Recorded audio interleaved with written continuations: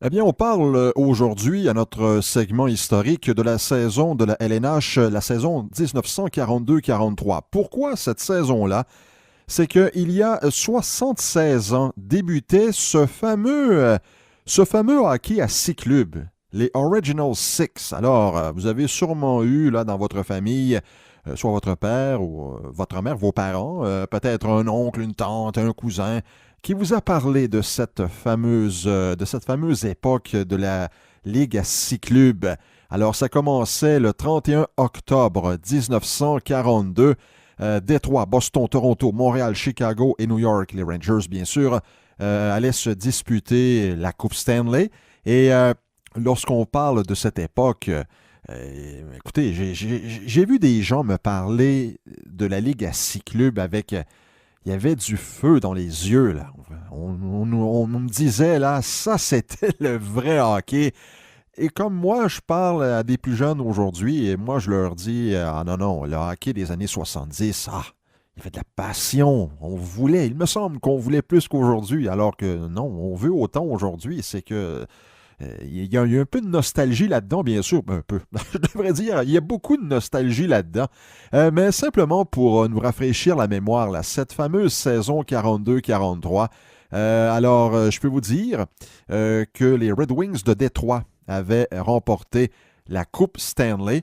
Le Canadien, ça allait pas trop bien pour le Canadien là en 42-43, malgré qu'on avait fait les séries, mais c'était 19 victoires, 19 défaites. 12 matchs nuls. On avait accordé plus de buts qu'on en avait inscrits. Alors oui, pour un total de 50 points. La saison avait 50 matchs. Ça allait être le cas pour quelques saisons. Détroit avait vaincu Toronto dans l'une des demi-finales. Et de l'autre côté, Boston avait disposé du Canadien 4-1. Et en finale, eh bien, Détroit avait blanchi en 4 matchs, 4-0. Oui, les Bruins de Boston. Détroit, ça, là, c'est avant l'arrivée de Gordie Howe. Pour vous dire que le Canadien, là, la preuve que ça allait coup-ci, coup-ça, aucun joueur ne s'était retrouvé sur les équipes d'étoiles. Il y avait 2 équipes d'étoiles et seulement 6 clubs. Et malgré cela, eh bien non, aucun joueur du Canadien. Il y avait notamment Doug Bentley qui était sur la première équipe d'étoiles, l'une des grandes vedettes dans l'histoire des Blackhawks de Chicago. Du côté de Boston, il y avait quelques représentants, mais surtout sur la deuxième équipe d'étoiles. Entre autres, il y avait Jack Crawford, le défenseur.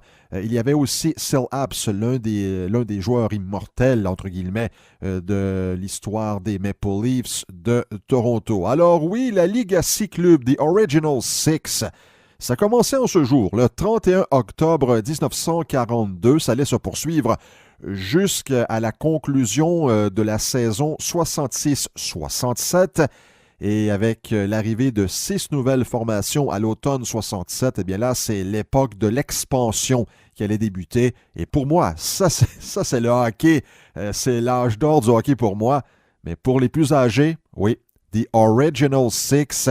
Et ces personnes-là, mesdames, messieurs, s'en souviennent comme c'était hier.